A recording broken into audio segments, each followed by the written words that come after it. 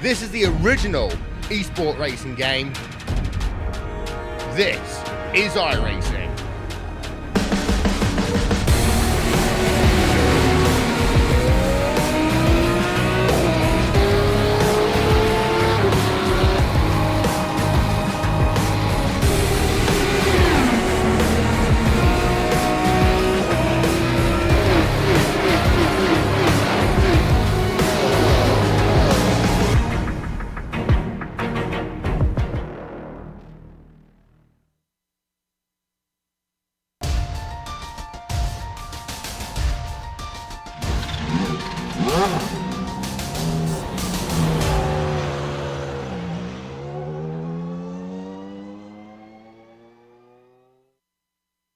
Arnozzi was finally able to claim his first victory of the season at the ring, but in stark contrast to the 15-mile behemoth of last week, Mid-Ohio offers quick laps and few places to get by slower cars.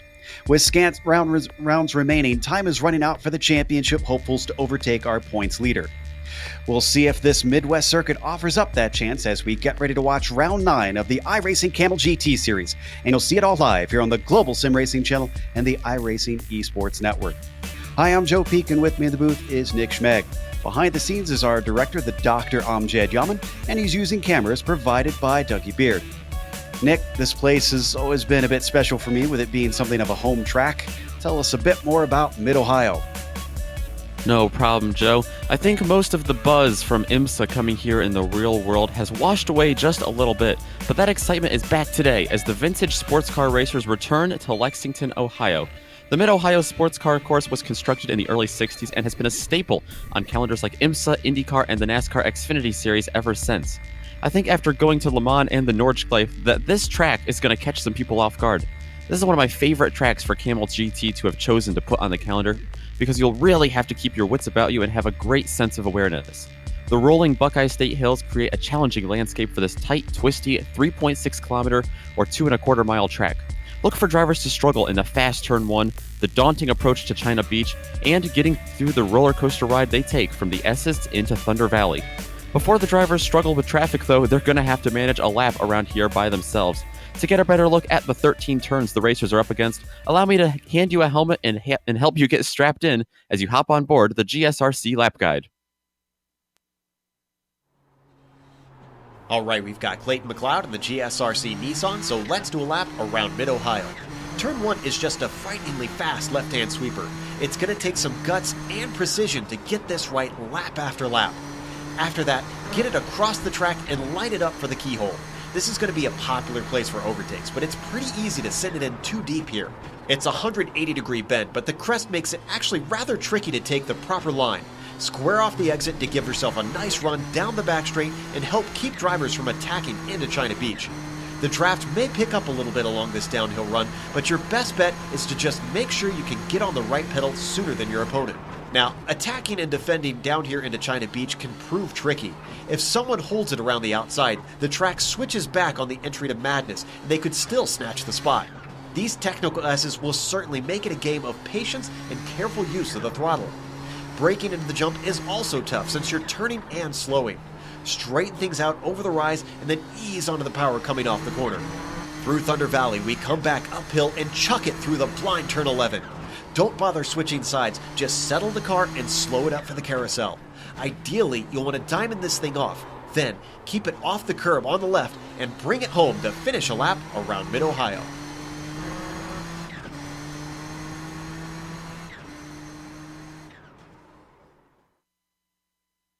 You see a lap through those hills that Nick was talking about. A little bit of a sunnier day than what we've got here today. Relatively cool conditions.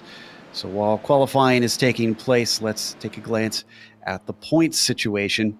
I mentioned that it's running out of time for drivers like Phil Lake and Iamaki to try and overtake Gerber.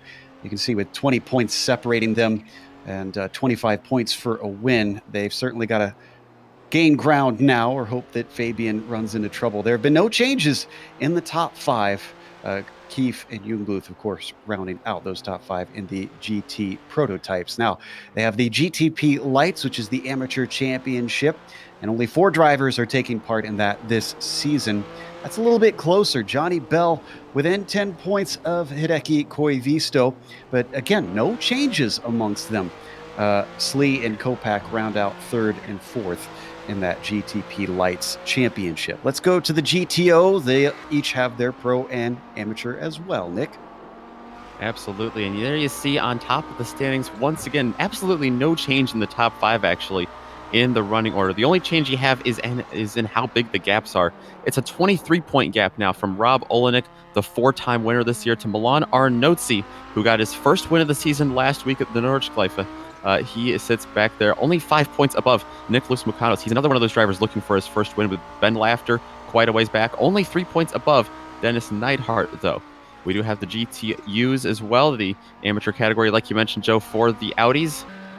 And there you see Reed Miller. Same thing here, no big changes. But the big change is that Sergey Serbin was able to close in on Reed Miller significantly.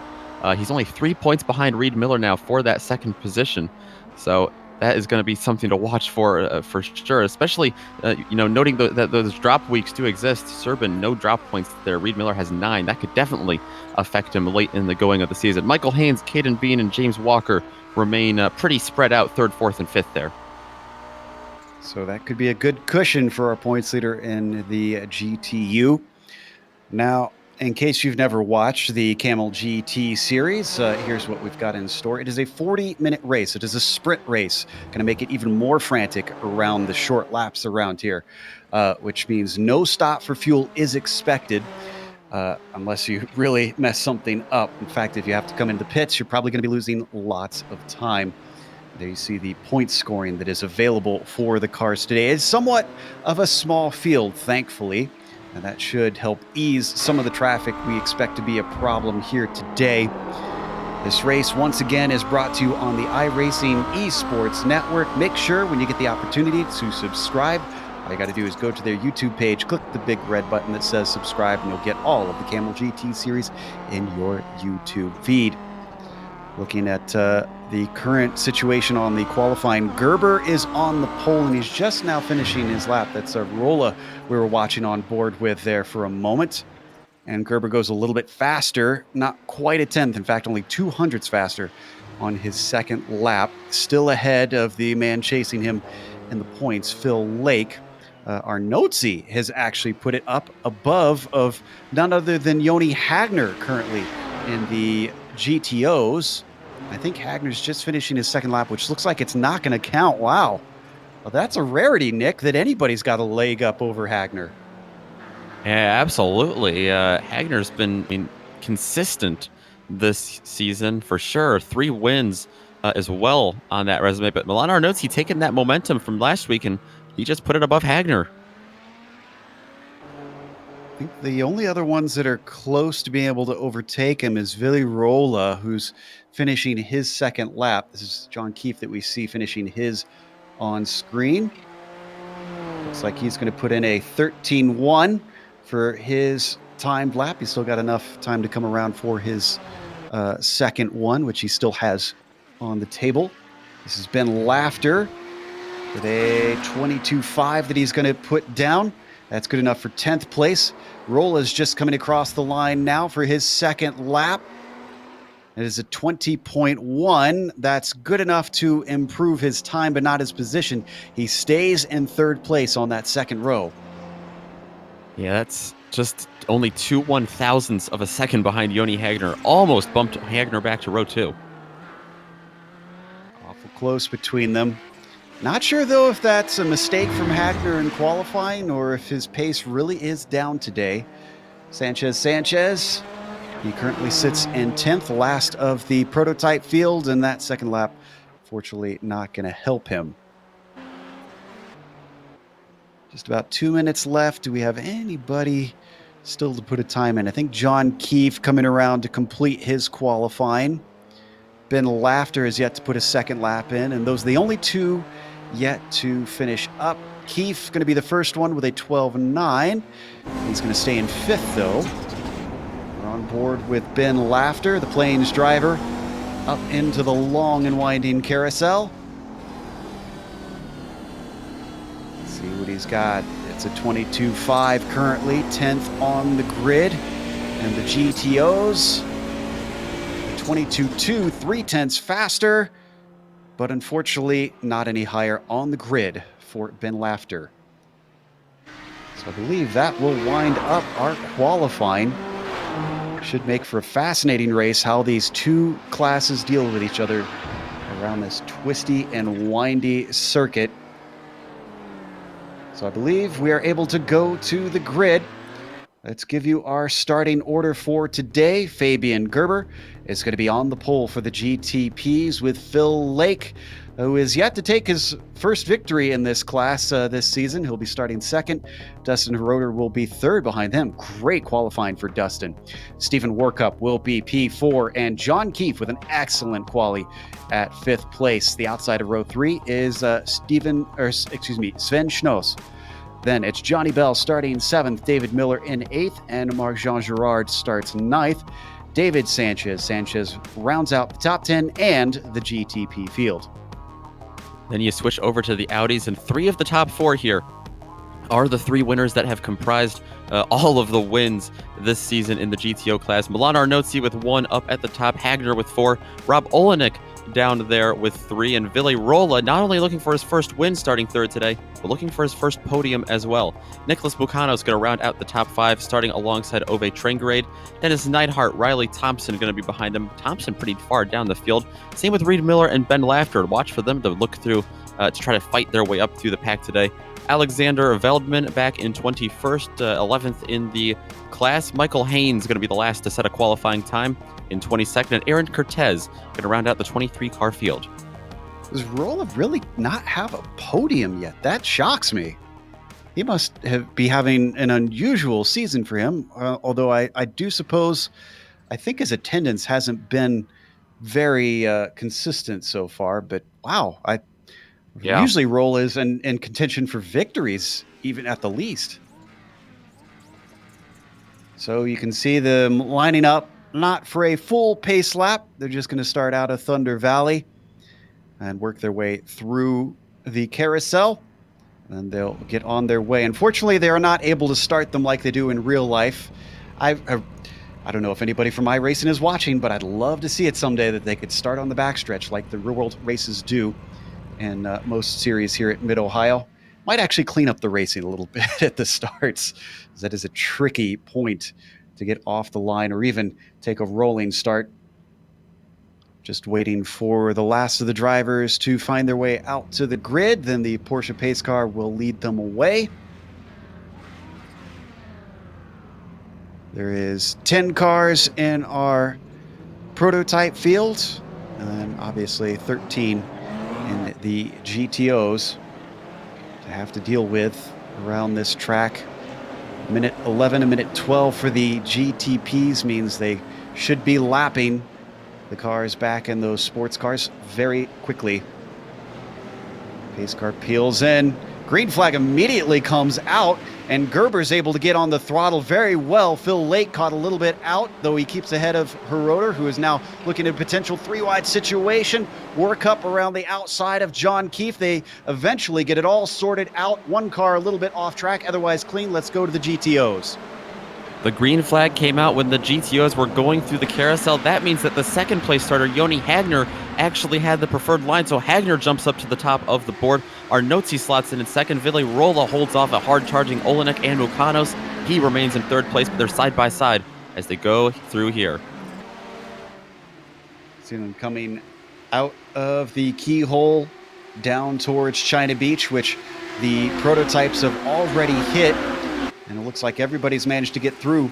Up at the front, Arnozzi clearly challenging on Hagner as they come down to this right-hander that leads into Madness. He's not able to make the pass behind him. A little bit of side-by-side between Olenek and Mukanos. They're going to stay side-by-side here through Madness, and eventually it looks like Olenek's able to come out on top. Yeah, Mukanos got pinched down just a little bit there. I mean, the track's so tight, not much Olenek could have done otherwise. Racing aggressive here. He does not want to lose these top 3 leaders.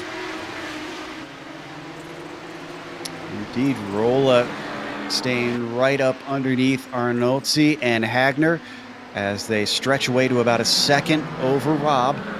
Coming around to complete the first lap and through. Joni Hagner may not have gotten the pole, but he certainly made good of whatever was thrown his way. Comes through turn one, trying to get away from Arnolzi, but it looks like Arnolzi's not going to make it easy. Yeah, Arnolzi not only chasing him down, but also feeling the pressure from Rolla behind him. He has not let him slip away at all. Through the keyhole once again, you can see how much Arnolzi gets a drive off, but he just kind of gets blocked there by Hagner. Not much he can do. You get a little bit of the slipstream. We've had a problem with David Schnoss. I'm not sure what. We don't need to go to it right now, but he was falling down the field, and he's in fact been turned around. Hopefully he doesn't get in the way of these guys as Arnolzi has to go defensive on Ruola. He holds the position, but now it looks like Arnolzi is having to play attack as well as defense.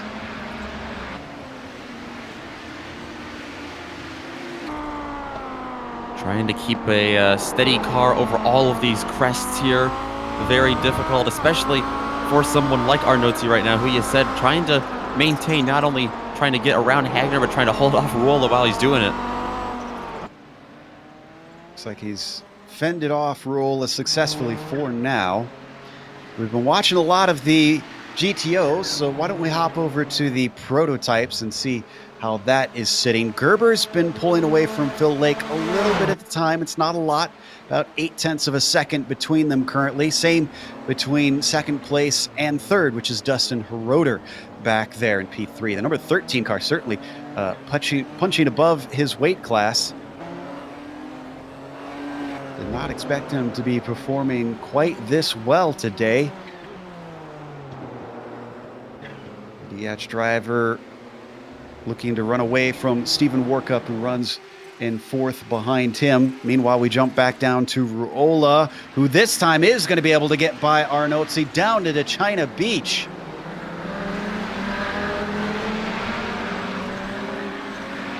Arnolzi tries to fight back through madness, but that is just not working. And I think this was set up with Milan going a little bit off track out of the keyhole. We're going to see right here on the replay, Nick.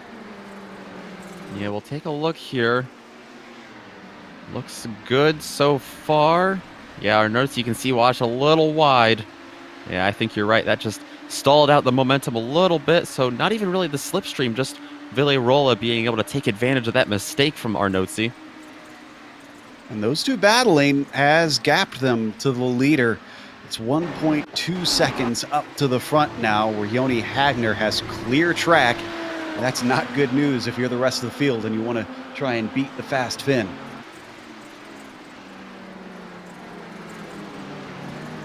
A bit of a poke to the inside from Arnolzi coming through the keyhole. Just not working, and down the backstretch, Rolla actually pulls away a little bit. Yeah, and I thought that looked like maybe a sloppy turn for Rolla there through the keyhole, but just taking a different line there. So many different racing lines you can have there. It's a very long, right-hander hairpin. Looks like Johnny Bell's had some problems, and he falls to the back of the pack. This was in the jump. You can see he's got it going once again, but let's watch the replay. It's like coming up to it, he already had lost it. Oh, you're right, yeah. You could see the car start to oversteer as soon as he steered in. Pennsylvania driver is now back in ninth, only ahead of Sven Schnoss, who we still haven't quite figured out what happened to him. He's also got his car going.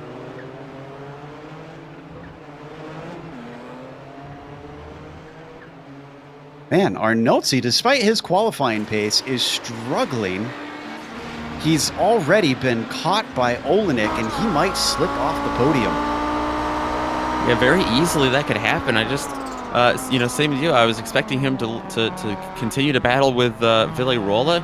Took my eyes off the timing and scoring for 1 second, and right there, all of a sudden, is Rob Olenek all over the back bumper of that number 11 car. We were watching from on board Arnolzi. It looks like he's trying to break the draft even back to Rob. They've got company behind them. Mukanos and Trangerade are starting to form a bit of a train now behind Milan. Milan seems to be pushing it pretty aggressively. These Audis have a tendency to slide, especially over these hills, but Arnotzi's car looks like that might be a little driftier than the other ones. Could be burning off those tires as well. Not even 10 minutes into this race, and still Olenek hounds him at many corners. Up to 11 over the blind crest, and Rob is looking incredibly strong through the twisty bits. Wow, look at him get right underneath there. Just about giving him the bump and run here soon if he keeps it up. Yeah, I'm starting to think that it's more a matter of time before Rob can get by. A little bit off the apex for Milan Arnotzi, once again struggling off the corner. Here comes Olenek. He's staying in the tire tracks. Now he ducks out looking to the inside, but it's too little too late. Can't get it done. Oh, and we've had a big problem in the prototypes.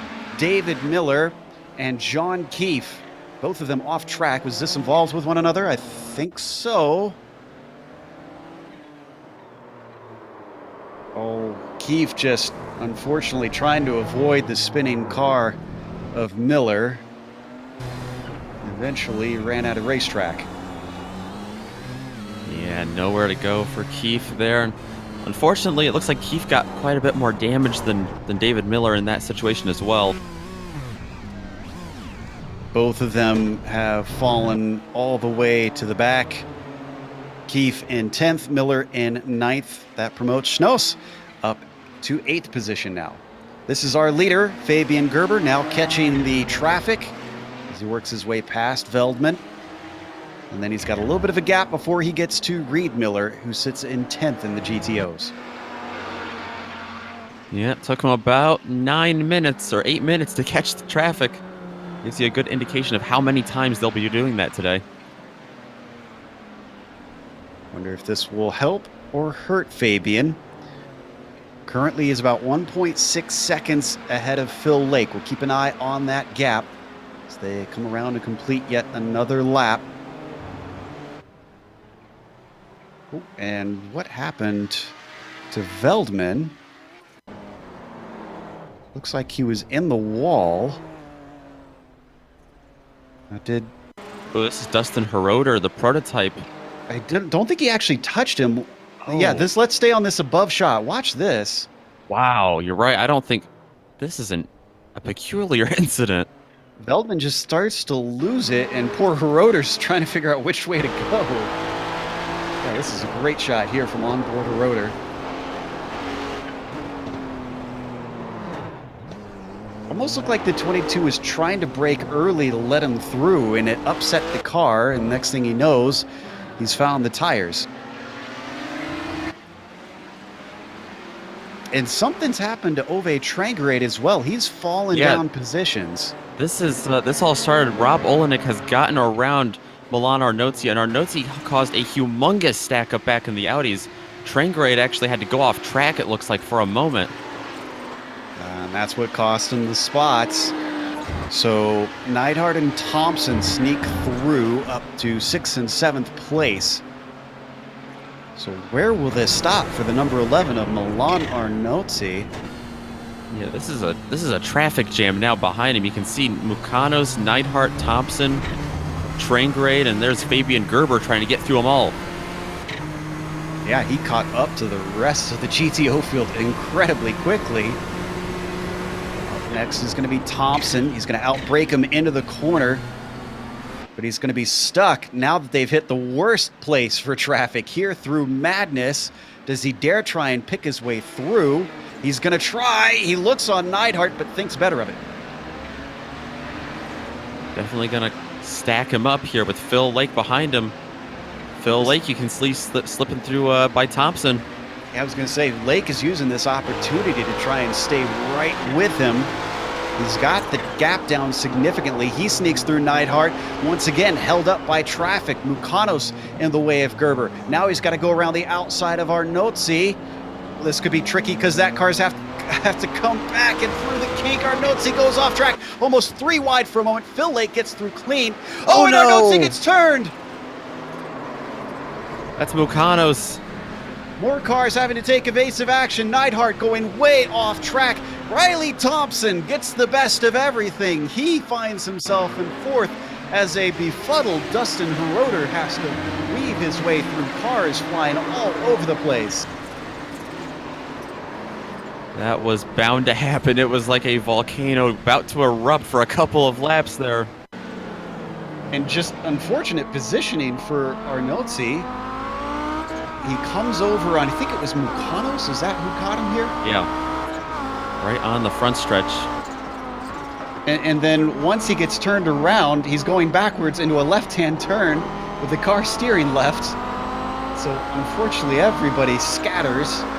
That could have been way worse, but it certainly was fun for a moment, at least for the viewers, not for the drivers.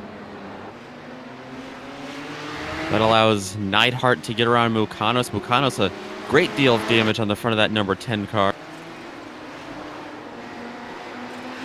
So yeah, nothing's changed in the prototypes. It's still Gerber, Lake, and Heroder are your top three. But it did shake things up in the GTOs. Hagner leads, Roll is second, Olenek still third, Thompson up to fourth, Neidhart now fifth, Mukanos back to sixth, Trangrade earns his way up to seventh.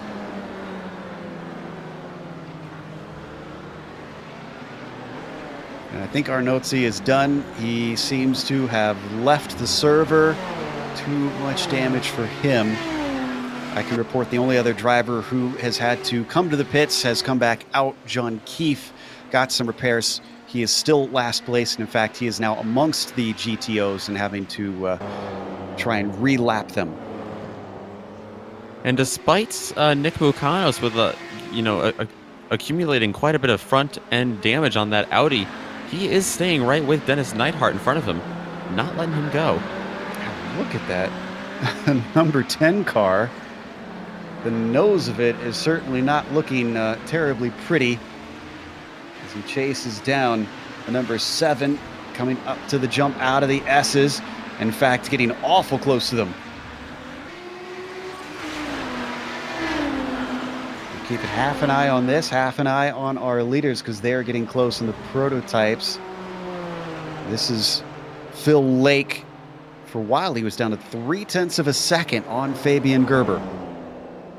And we were seeing Phil Lake close in due to traffic over Fabian Gerber, but now, as these two battle with clean racetrack, it's almost looking like Phil Lake might be faster than him on pace today.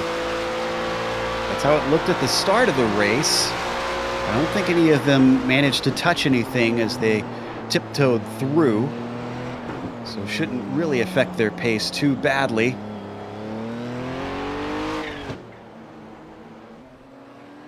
You see the number 2 car of Fabian Gerber put it on pole.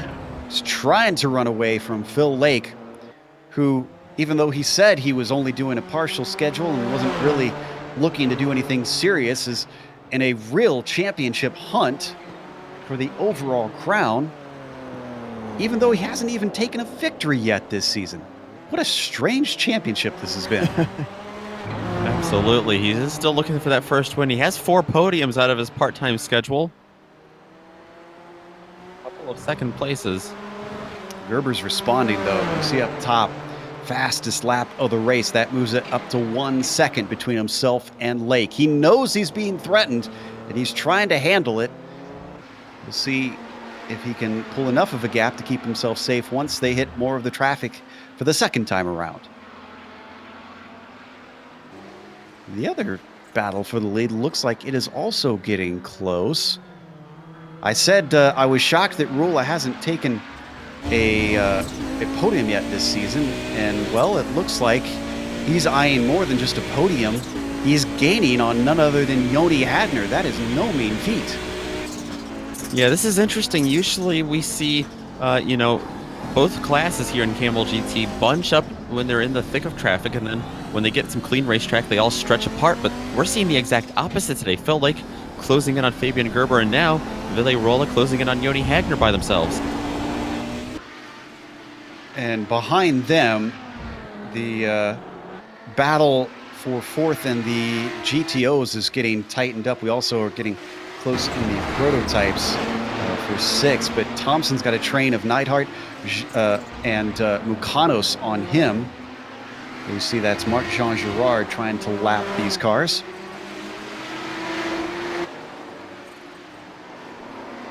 Such a tricky place to catch these Audis. Just nowhere to go. Even the outside, on a lot of these turns, it'll flip back right to the inside and right into the racing line of the GTOs. So hard for Jean Girard to get past these guys right now. Yeah, he's losing a ton of time. He's got himself up to 5th, even though he started 9th in class. This is a great run for the number 17. He's just got to keep it held together. He's going to split Thompson and Neidhart for now. Maybe go to the outside of the keyhole. I don't know if that's going to work for him. I say it's probably better for him to wait for the run down the backstretch here, and it's going to be much easier this time. There he goes past Riley Thompson. Does have Michael Haynes, but that is a lapped car in the GTOs, and he's actually going to try and brake a little early, it looks like, trying to let everybody through, stay out of the way. This might not work out how he wants, though, as he's unfortunately putting... Oh, it almost made contact there with Neidhart. And now Moore trying to streak by David Sanchez, the prototype, and you also have Nick Mucanos trying to get by. Johnny Bell. Looks like they will. Bell having a few issues there in the process. Oh, and so it looks like Johnny Bell finds the wall once more. He's trying to get it across the track. That was a little sketchy, and he hits the wall a second time. Yeah, it looks like the jump here has caught out a lot of drivers. It's the approach to it as well that is really unsettling for the car. I don't think he got the wall the first time, but that's the second time that corner has thrown the 21 for a loop.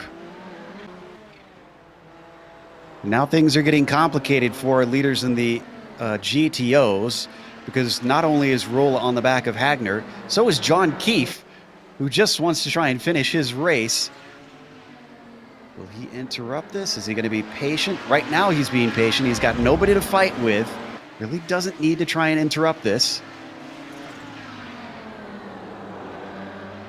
Up and over the jump. He's definitely he knows the stakes. He's been in this series a while. Thinks about it, thinks better of it. We have pretty ideal conditions out here today. Only 83 degrees on track temperature. That has gone up slightly since qualifying, which was around 75, 76 degrees. Yeah, the practice and qualifying sessions looked more like a rainy day here, but it's gotten nicer out. It's a morning race as well. It's 8:46 a.m. virtual time here in Mid-Ohio. So should be getting progressively warmer as well. And he gets both of them. Didn't really hurt that battle too bad. So nicely done by the number 14 to not split up the fight we have for the lead in the GTOs. Although looks like Rolla is dropping slightly. It's up to 0.8 of a second to try and run down the Finn, his fellow Finn, up at the front. Yeah, that seemed to hurt him just a little bit. But then again, we saw him close in, through the race so far in the first half. So maybe the second half he'll be able to get the job done. Yep, only 20 minutes left to go right now. And I am very impressed with Vili up to this point. Very rarely do we see drivers not at a draft track chasing down and hounding Joni Hagner. If anything, the number 1 car tends to just stretch off into the distance and be unchallenged all race long. Credit where credit is due in the prototypes. They have been in clear air for a while, although not now. Fabian Gerber catching up to, looks like, Reed Miller. But Phil Lake has been holding it to within under 2 seconds on Fabian Gerber. And much like Hagner, contact! Gerber gets hit by Ben Lafter, who washes out a little bit wide. I think they both managed to get through, but how much damage is on the car of Fabian Gerber? They were just about stuck together like magnets there through the carousel. Gerber, I don't see too much damage, but the ground back to Phil Lake has been lost just a little bit. That was a scary moment. This gives a little hint of hope for Philip Lake as they come onto the backstretch. I think Gerber's got the car underneath him as he starts to pull away once more. We're going to have more lap traffic, except this time it is within their own class. It's David Miller they're coming up to through Madness. This is exactly where they don't want to catch the number 19.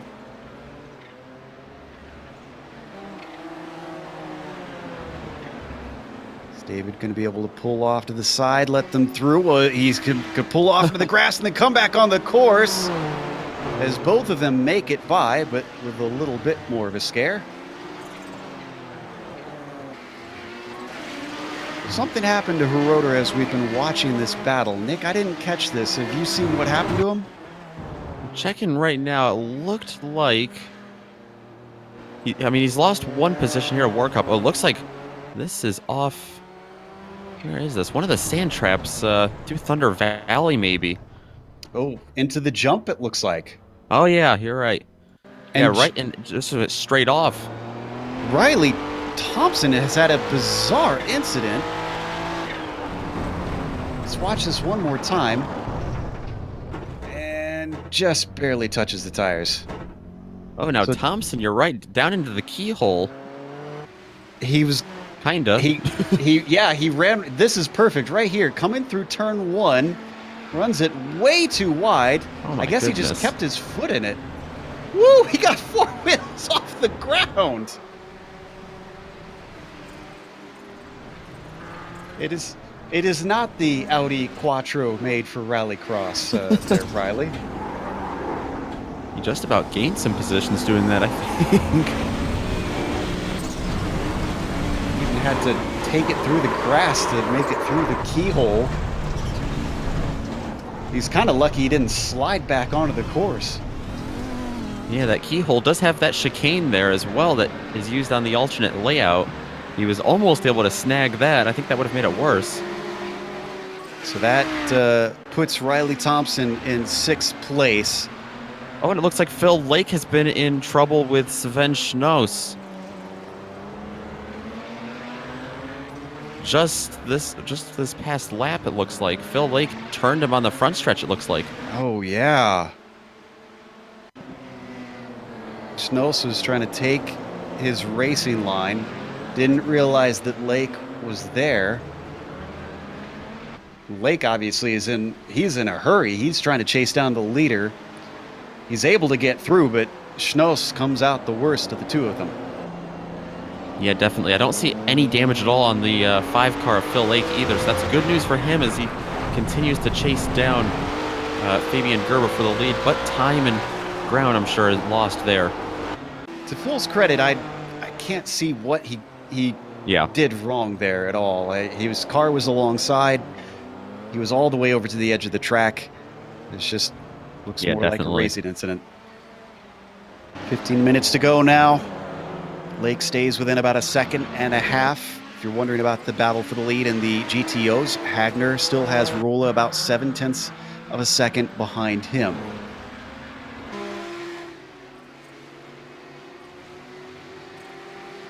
Most of the field has spread apart a fair bit. I see that Hiroder is trying to work his way back through. And I guess Hiroder must have come in to take a little bit of repairs, interestingly. Wow. Not sure why. He didn't hit very hard. And to still be up there in 5th, too. Absolutely. He just managed to get by Marc-Jean Girard just now that you see. Well, where did Steven Workup? Let's see. He started 4th, so Steven's only actually up 1 position. Even still, Workup currently sitting on the podium a whole 17 seconds back, but take what you can get. A position is a position. Workup getting held up badly right now by Mukanos and Neidhart. Still battling there for that 4th place position in the GTOs. Thought he was going to try and get through there on Nick Mukanos. I mean, the good news for Steven is he's got 40 seconds ahead of Hiroder right now due to that pit stop. So he really can take his time. He doesn't need to push this issue and do anything risky. He's going to get Mukanos there in turn 1. Looks like Aaron Cortez sitting there sideways. Yeah, thankfully he didn't pull in front of anybody as we watch World Cup now finally manage to get through Neidhart, allowing him to continue his battle with Nick Mukanos. I think Lake may have had some more problems.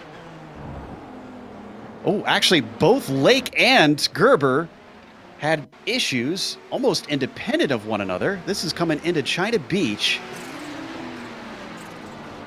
Gerber off wide. Lake goes the other way. Huh.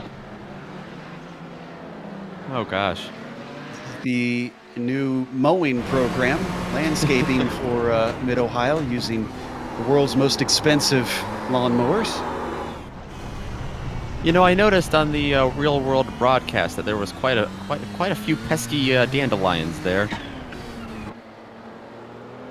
Just got to see it as beautiful flowers surrounding the track. Of course.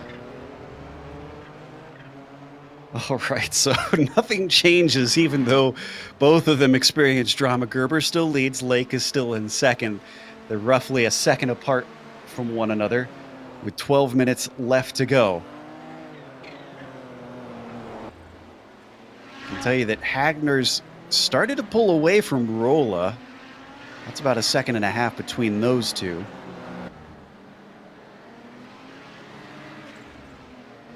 Looks like Riley Thompson trying to hold off Ove Traingrade right now in sixth for the GTOs. Traingrade putting a lot of pressure on him despite being in trouble a couple times earlier in this race. Traingrade looking to the inside now. He's going to outbrake him. At least he thinks he is. They're going to go wheel to wheel, though, coming up into madness. Who's going to be able to give way? Who's going to find the grip in this four-wheel drive? And it's going to be Thompson as Uwe unfortunately spins his wheels. Sticks with him. Stays right behind that TDR car. Number 8 might have a little bit of damage, I wonder. He bounded over some big bumps when he went off course, but looks like Traingrade's going to have his own off course. He joins that landscaping crew. Bagger's going to have to start asking for a fee for all the work they're doing. He's only got 10 minutes to try and overtake Thompson, and that is for P6. Surprisingly low for both of these drivers here today in the GTO class.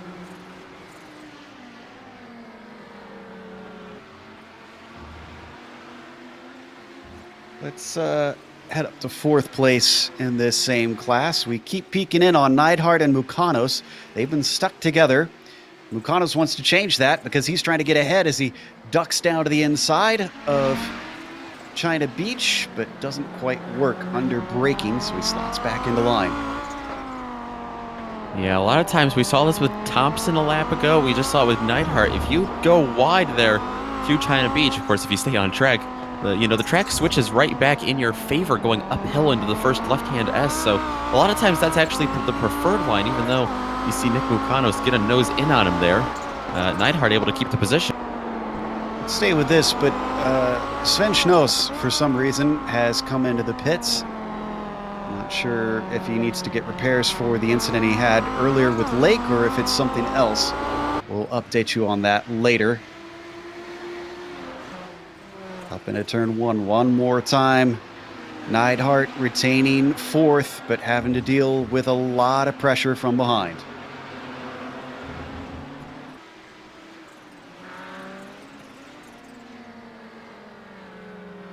Oh, and Phil Lake has caught Gerber. Is this helped by traffic? They've got Sanchez in front of them. I think so. I think Sanchez holding up Gerber just a little bit. You can see Gerber get a little wobbly offline there at the exit of turn 13 onto the front stretch. Phil Lake, is he going to get enough slipstream here? He goes wide. 2 wheels in the dirt and does not lose the car. Flirting with disaster. The number 5 is clearly pushing the envelope, seeing if he could finally get a win this season. Fabian Gerber's got enough, Phil Lake thinks. It's time to share the wealth. But unfortunately, that run off of the keyhole was much in favor of Gerber, who stretches it out to nearly a second. Yeah, I was just about to mention, not a good exit at all for Lake through the keyhole. And you can see just how much that affects his entire lap trying to chase down Gerber. Hate to jump us around, but now that he's dropped away, both Neidhart and Mukano still closely fighting. So are Thompson and Trangerade. Almost need eyes in the back of our head for the GTO field. The way they've been duking it out in these mid-pack battles. Another little peek to the inside into the keyhole from Nick Mukanos, but this time he's very good off the corner. He's going to have the slipstream. Is this going to be enough for the number 10? Drifting down to the inside through the kink. Neidhart covers off the inside. Could this outside line be desirable? Like Nick said, Mukanos could try and retain the grip, keep it inside, up into Madness. He's got his nose in, but he's not fully alongside, and I think Neidhart has fended him off. A valiant effort there from Mukanos to try to take that position. He's still all over the back of him. Up through the jump, they're going to have some company. This is Schnoss and Heroder. They're not fighting for position, but they're going to want to lap these guys eventually. The carousel now is a 4-car train, 2 Audis, 2 Nissans. The Nissan's very much plugged up behind. Schnoss waits, and he's not going to try it on the front stretch. Oh! Opportunistic stuff from Schnoss. Just saw Mukanos drift a little wide and gunned it through there. Neidhart holding to the inside still. Heroder stuck back there on the outside of the keyhole. Now he's going to be able to get by, but it doesn't give Nick the opportunity that he wanted. He's going to be about a half a second back.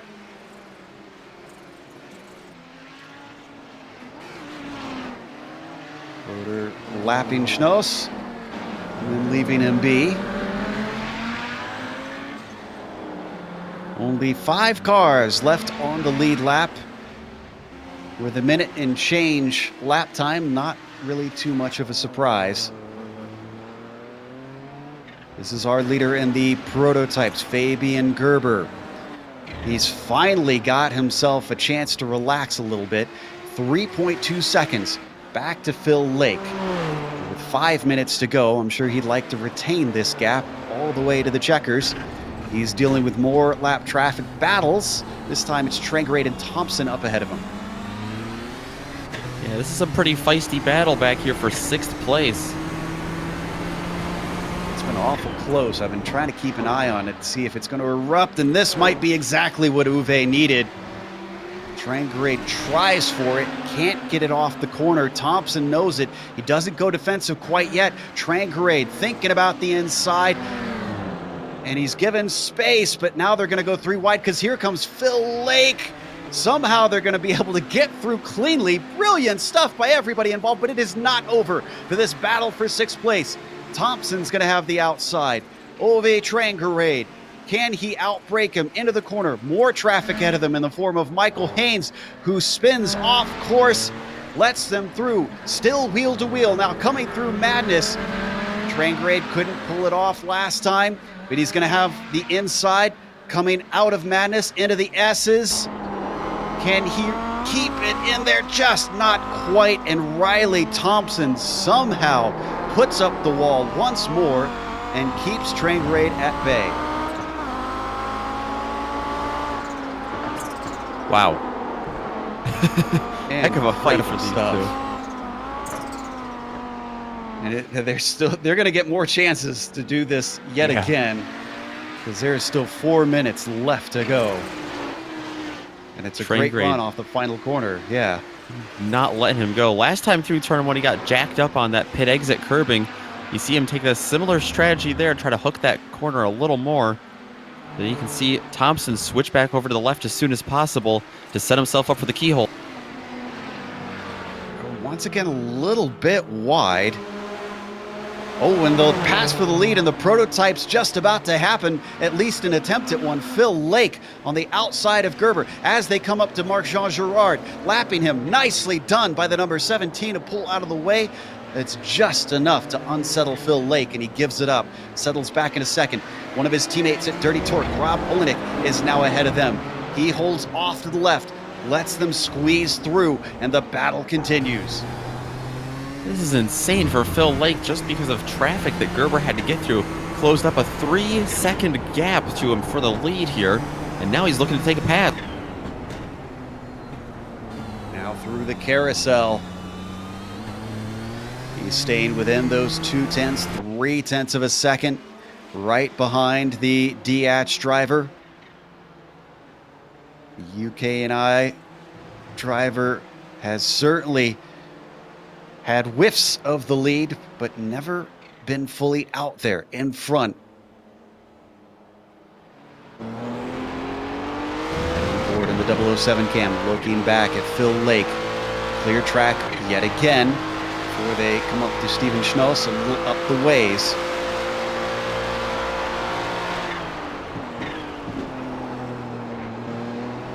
I want to stay with this battle, but I just noticed the fight for the lead in the GTOs has been so intense that they've left Olenek behind by 22 seconds this race. They have dropped the field. Olenek all by himself. He's a lot closer back to Neidhart and Mukanos, who continue to battle for fourth. And it looks like Lake has dropped off, and that means we might have a chance to see the pass that Trangrade's finally gotten done on Riley Thompson. I think Yeah, got back a little for bit of sixth. draft.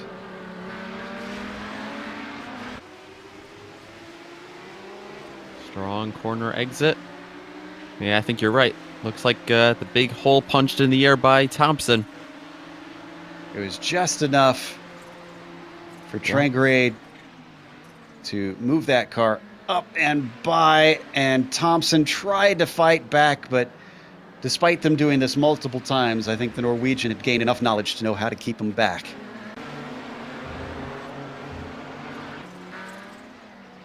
Ooh, and Neidhart and Mukanos coming back to that battle into the keyhole. Neidhart still will not let Mukanos have that fourth spot. He'll get another bite of the apple as they come down the backstretch towards China Beach. Nick picking the outside line. Not going deep on the brakes, though. He's going to stay back there. Ooh, Mukanos trying to poke it up the middle. A little shove through the turn. White flag is being waved at our two leaders. This is it. Last chance for Phil Lake. Does he have anything for the multi-time champion, Fabian Gerber? Billy Rolla going to pull over and stay out of the way. He's no longer in that close fight for the lead in his class. Coming up to the keyhole. A slight duck to the inside from Phil Lake. Doesn't shake Fabian Gerber. He's going to have to try harder than that. There's only 0.4 of a second between them. Not close enough for the draft to help him down to China Beach. Fabian Gerber has Joni Hagner now in front of him. Hagner pulls off to the side, lets them through. This gives Phil Lake another chance to close in. He gets within a car length. There's very few opportunities to attempt any sort of pass through this last part of the lap. They've got Sven Schnoss just ahead of them. Is he going to offer an opportunity? Gerber comes through Thunder Valley, up into turn 11, pulls out of the way just in time. The carousel is all that's left. Fabian Gerber smooth onto the power, and he's going to take the victory despite the threat from behind from Phil Lake, who gathers another podium to take second place. Joni Hagner finishes behind them to take the win in the GTOs. Coming up over the jump right now, Dennis Neidhart for fourth place in the GTOs, trying to hold off Nick Mukanos still. A couple more opportunities for the driver of the number 10 car to get past the 7. And poor Sanchez is trying to not get involved in this. As they come across Oh. the line. Oh, almost losing it, but still manages to finish. Nick Mukanos will get 5th. And Thompson's gotten back by Trangarade. Looks like Trangrade had issues. Oh, yeah, Trangrade lost it. Coming into the jump. It was all on his own. We'll come back to the replay a little bit later. This is Reed Miller, Ben Laughter, and Miller's going to stay ahead just at the line. So let's watch Ove. I wonder if he was put off by the cars lapping behind him coming up. Yeah, quite possibly. He had Johnny Bell and David Miller actually battling for 7th in the prototype class behind him. Maybe trying not to get involved with them. This is where it happens right here. Just that little bit wide. I think you called it perfectly, Joe. I think he was trying to stay out of that battle and try to go to the outside maybe. And just hooked the grass a little bit, got a little unsorted. This gives us a good idea. On top of the car. Oh, just as soon as those 2 wheels were off, there was no saving it. So as he returns to the track and finishes his race in 7th place in his class, it takes us to the end where we're going to wrap up, take it to break. We'll come back with driver interviews as well as the official results. But on screen, you'll see all the upcoming races here on the GSRC.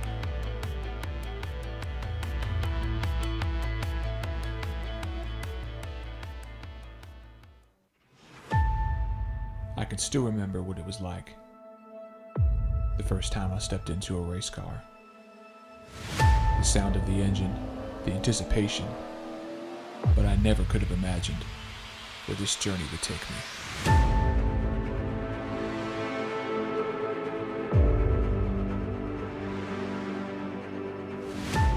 My father once told me that racing is just like life. You have to stay on your toes, because you never know what's around the next corner.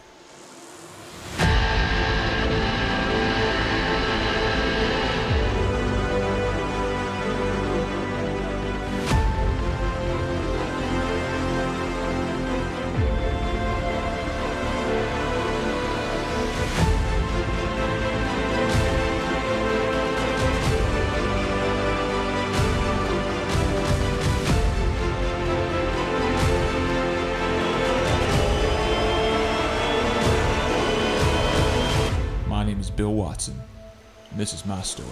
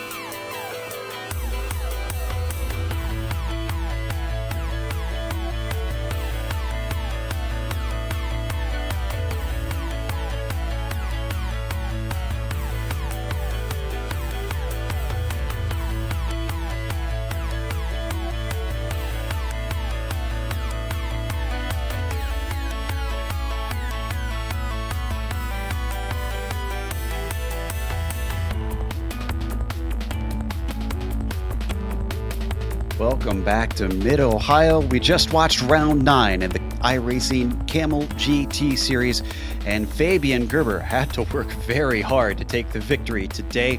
Look at the gap at the line. Half a second between himself and Phil Lake. It was amazing that Phil didn't manage to lead any of the laps with how close he was all race long. He does take second. Stephen Workup to a bit of an anonymous third place, but you have to give him credit for that. Dustin Heroder as well with his fourth. And then Marc-Jean Girard, the first car a lap down, but going from ninth to fifth. He was followed by David Sanchez, who went from 10th to 6th place. Johnny Bell just didn't like the jump today. He finishes 7th. David Miller, 8th with his contact that he made with the car behind him. John Keefe, 9th. Certainly set them backwards. And the last of our prototypes is Steven Schnoss, who finishes 10th. Back in 11th overall and first in class, Joni Hagner going to pick up his 4th win of the year. And we were talking earlier, Willy Rolla, a heck of a fight, and he really put on the afterburners all race long. Just wasn't quite able to get around the veteran number 1 driver of Hagner. Rolla picks up his first podium of the year. Rob Olenek, a bit of a contrast here. He picks up his 7th podium of the year, finishing back there in 3rd. Dennis Neidhart and Nick Mukanos, that's how they'll fall in line. That battle for 4th and 5th. Thompson is going to wind up in 6th with Tringrade, Reed Miller, Ben Lafter, 7th, 8th, and 9th. Alexander Veltman rounding out the top 10 in that class. Aaron Cortez and Michael Haynes streaking across 21st and 22nd overall. Milan Arnozzi, the DNF today, 25 laps down overall in 23rd.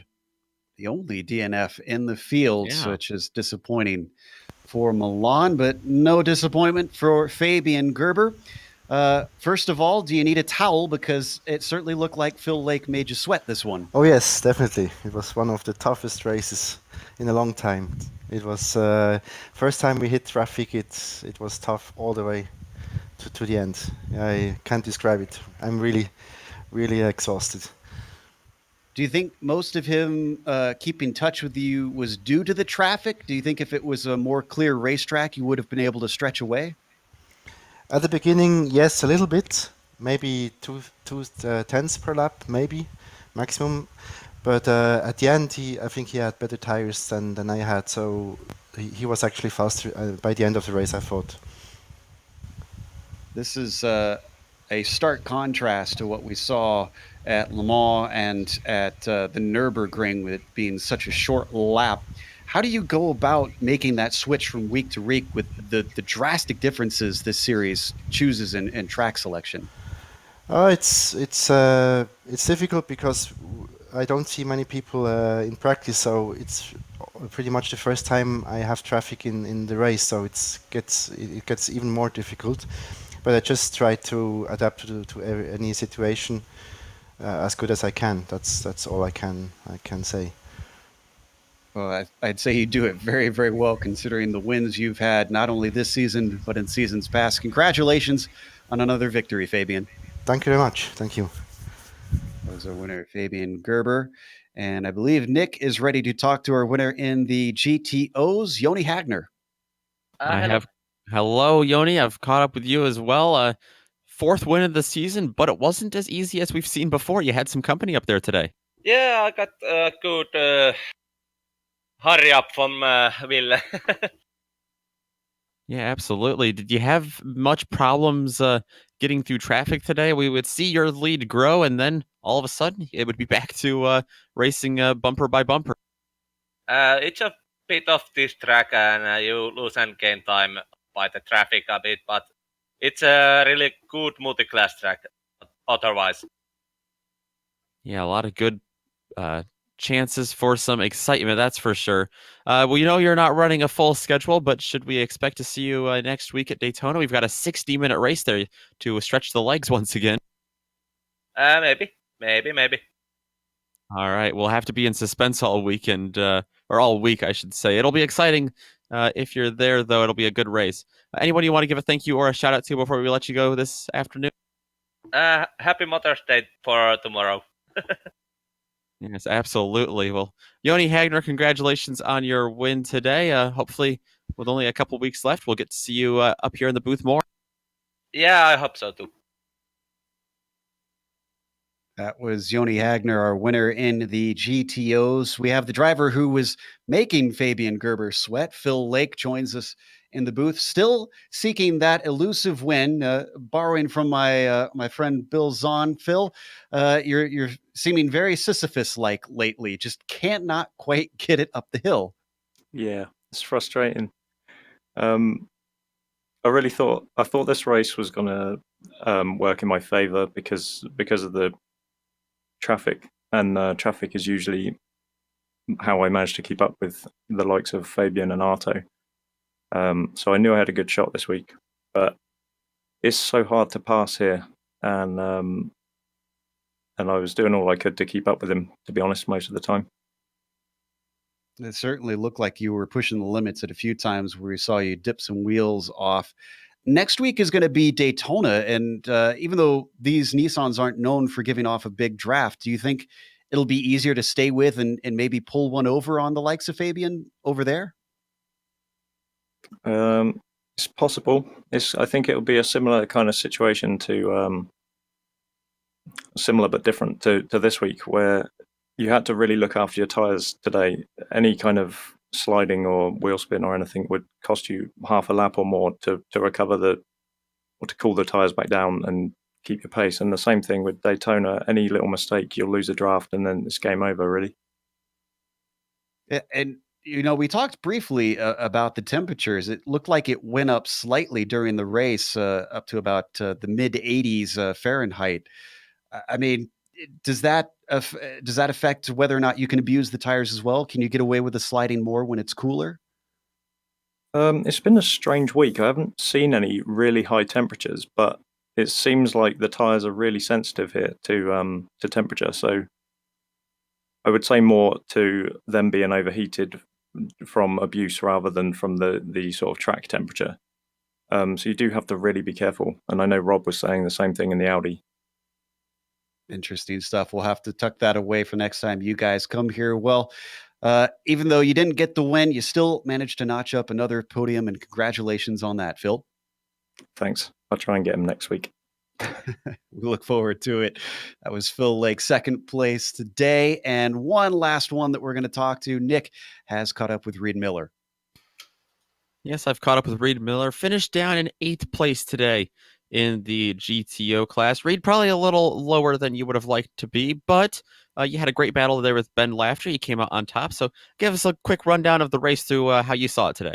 Yeah, it was a pretty fun race today. I didn't have the pace this week, so I was just trying to go as fast as I could, but not burn out my tires, and see if anyone else could maybe not do the same. And I had a great race with Ben at the end. It was with him the whole way, so it was really fun.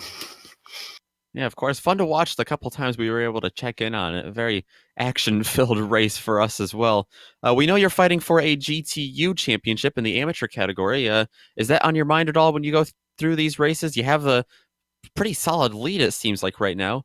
But is that on your mind at all, or are you just racing day by day here? Well, I try not to think about that stuff too much, but yeah, it's in my mind. That's which is just not really the best. Really, I'd rather really ignore it and just try and race as hard as you can. So yeah, I'm thinking about it though. I'm looking forward to it. Absolutely. Next week we have Daytona. You expect to be there and join us for some race there? And if so, are you excited about that, or not looking forward to another long draft track? No, I love racing at Daytona. These cars are great there, and I think it's the 60 minutes race we got, so it'll be good. Yeah. Absolutely. It's going to be a lot of fun. Hopefully we'll see you there. And well, congratulations on your race today, and good luck on the rest of your season. All right. Thanks, guys. Reed Miller, who comes out in the mid-pack in the GTOs today. And that's going to close things up for us. Of course, we want to give a big thank you to the Kamel community for bringing us back for another season of coverage, and also to iRacing for putting us on the iRacing Esports Network. Make sure when you get the opportunity, go over to their YouTube page, click subscribe, and don't miss a moment. Thanks to the companies that provide the software and hardware for our broadcast listed here on your screen, and additional thanks to June Lalonde, who provides our wonderful music. See the screen for how to get a hold of more of her great work. Thanks to the team today, Nick, Amjed, and Dougie. If you'd like to find out more about GSRC, including upcoming races, you can find it at globalsimracingchannel.com. Also, check out our social media. We're on Twitter at GSR Channel, Facebook at Global Sim Racing Channel, and Instagram at GSRC_Graham. Next race, as we mentioned, we're heading down to Florida. That'll be at Daytona Saturday, May 18th at 1 p.m. Eastern. We also have upcoming races for other series listed on the screen, so check those out and mark them down on your calendar. But until next time, race clean, race hard. We'll see you on the track.